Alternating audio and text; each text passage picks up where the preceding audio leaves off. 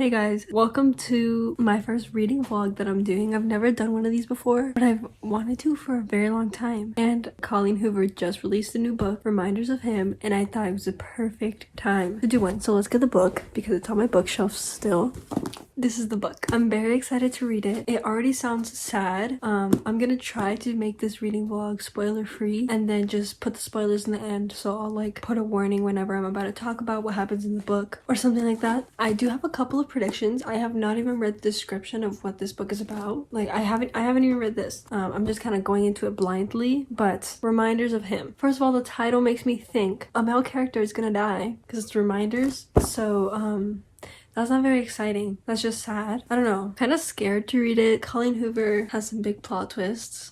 So, we'll see. I was showing my friends this book the other day because I was like, oh my gosh, I ordered it. And then they were like, why does it look like a Hollister campaign? And honestly, it does, but it's fine because we love Hollister. Anyway, let's get started with the reading vlog. Wait a second. I think this book is in dual point of view because on chapter 1 it says Kenna, but it says her name there, so maybe dual point of view.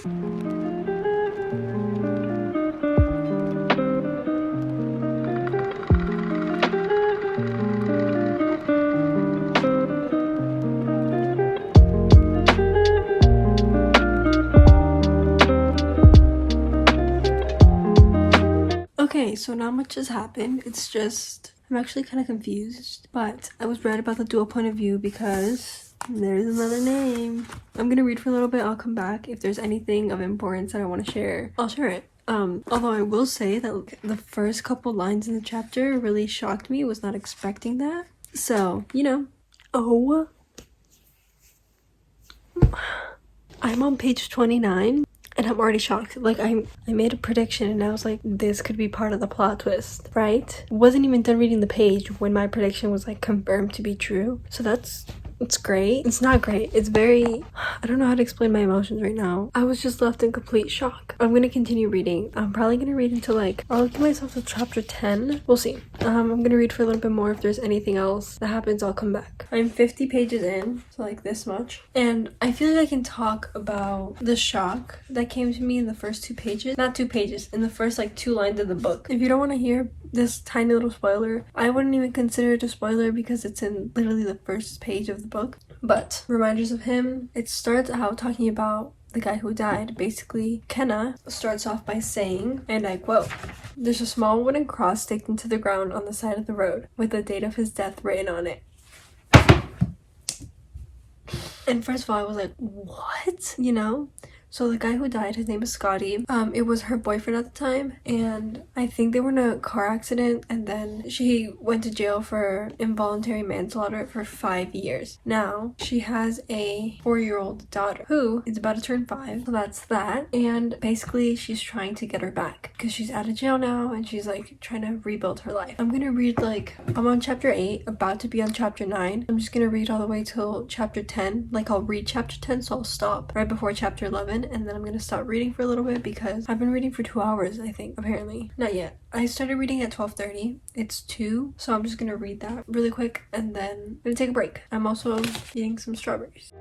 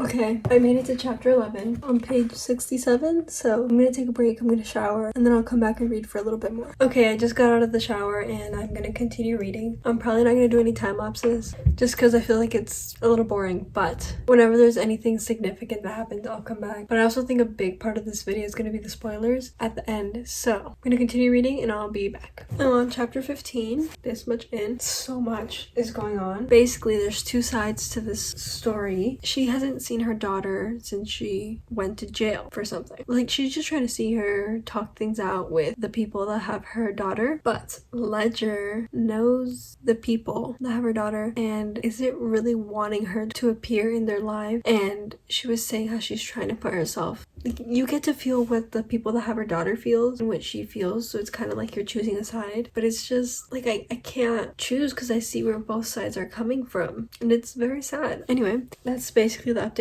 I'm gonna take a little break to do laundry, then I'm gonna come back to reading. It's 5:30 and I'm on page 140. I don't think a book has made me this emotional ever. The amount of times I've had to stop reading and take a break because I was about to like cry is insane. I don't even know what chapter I'm on. I literally stopped like in the middle of a page because I was in my living room and I was like, I can't cry here. So then I came into my room. So yeah, that's the update. I think I'm just gonna read a couple more chapters and then I'm gonna stop for a while. Probably go visit my family or something. So yeah. What are you reading? Oh, not the pages, not the pages. Okay. Is it good?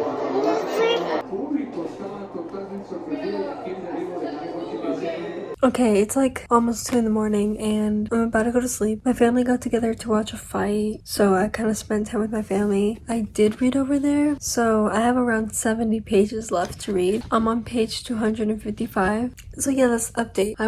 I swear, I got like teary-eyed 3 times while I was reading this over there. I've never actually like shed a tear, but like I've gotten like teary-eyed to the point where I had to stop reading because I couldn't see the words of like how blurry my vision was from tears, but they never actually like, you know, went down my face, which I find that like weird that happens. It just doesn't, you know, like come out, but it's fine. So yeah, I'm probably gonna finish it tomorrow. I don't even know how to explain my emotions. I feel like confused. Like I feel Kenna's pain, like having to be away from her child all those years and then desperately wanting to see her child. And then I also feel the pain that Scotty's parents must feel because, you know, like that's a hard thing to go through. And like Diam is the only living thing that like reminds them of him, reminders of him, you know what I mean?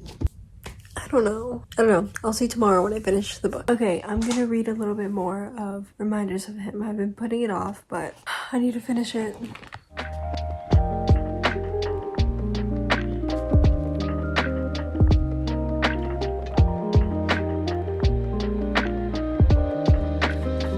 I love this book. It's so great. Wait, actually, maybe I can take a thumbnail. It's okay. Cry through the pain.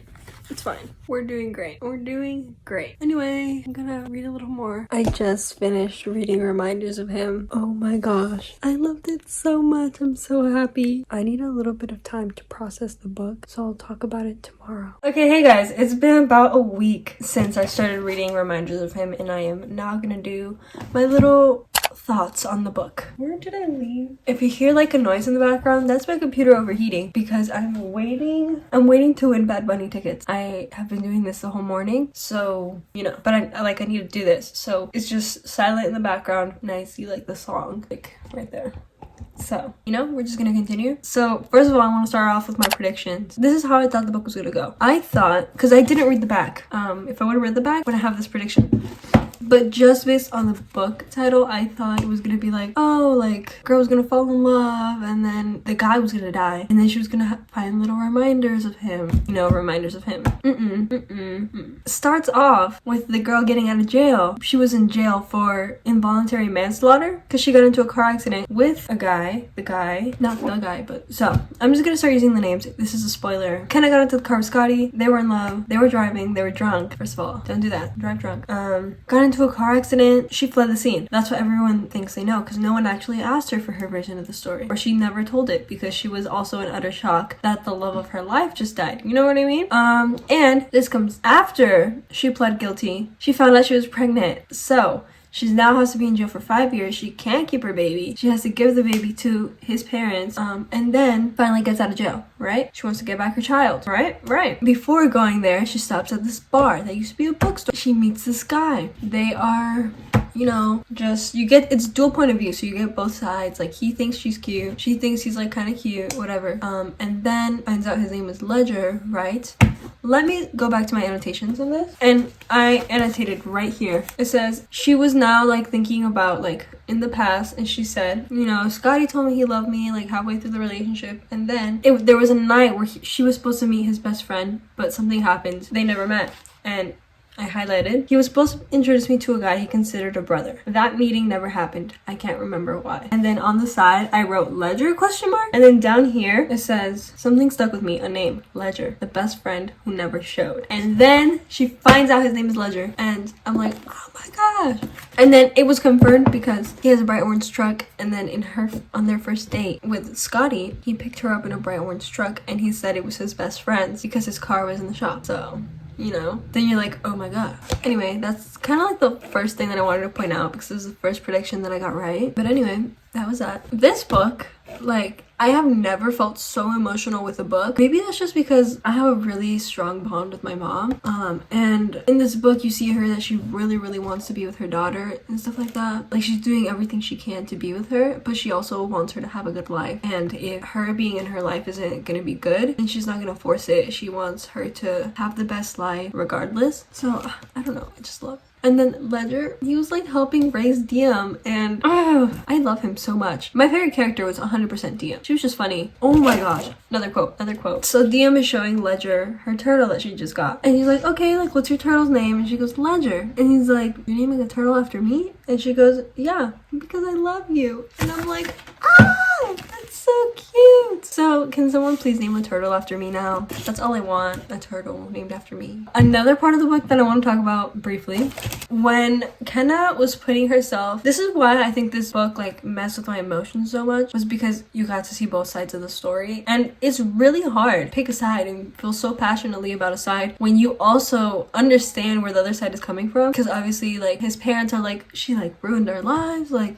she killed her son, she left him for dead, and she's like, I just want to see my child, like, I never meant to do that. She had felt his pulse in his hand, but his hand, like, she never felt his neck pulse or his heart, you know? He just felt his hand pulse, and his hand, I don't know, like, was not getting a pulse, but he was still alive. That's where she was like, you're telling me he was alive, when she had thought he was dead, and she went to go get like help, I think, and then she just ended up passing out. She was then talking to herself and imagining as if she was the parent, like what her parent would feel. And it was on page, oh my gosh, why did I close the book? It was a certain page, like in the 70s. Yeah, it was page 70, and I just highlighted the page number. Like, I couldn't highlight the whole page, but yeah, she's like, imagine finding out it didn't have to be this way. He wasn't even dead. 6 hours they estimated he had lived. Several feet crawled, searching for you, needing your help, bleeding, dying. And I was like, anyway, that's basically the quotes I want to talk about. Now let's talk about the plot twist. There wasn't really a plot twist with this one. I know Colleen Hoover's like known for her plot twist. So Kenna would write notes, like letters to Scotty, you know, and she wrote one letter to him, like, you know, he's dead, but she's just writing them. I guess it's her form of therapy, I don't know. And she's writing them to him, and it's her version of events, what happened in her eyes. And that's when she's explaining everything. And she only read that one to Ledger to get Ledger to understand her a little bit more. And Ledger kind of asked for it, so she did that. And they had to say goodbye because Ledger was caught, you know, with Kenna. And he took that, like, he printed it out. No, he sent it to them. I don't know what he did, but he took the letter and he showed it to Scotty's parents. And I guess that was a plot twist because in her eyes, in her version of events, like, he just left. But then you get to see him and what he did. So I guess that was a plot twist. Overall, I love this book. I really enjoyed reading this. I'm actually already reading another Colleen Hoover book. I'm reading Heartbones. Thank you so much for watching. If you made it all the way to the end, yeah, I'll see you in my next video. Bye!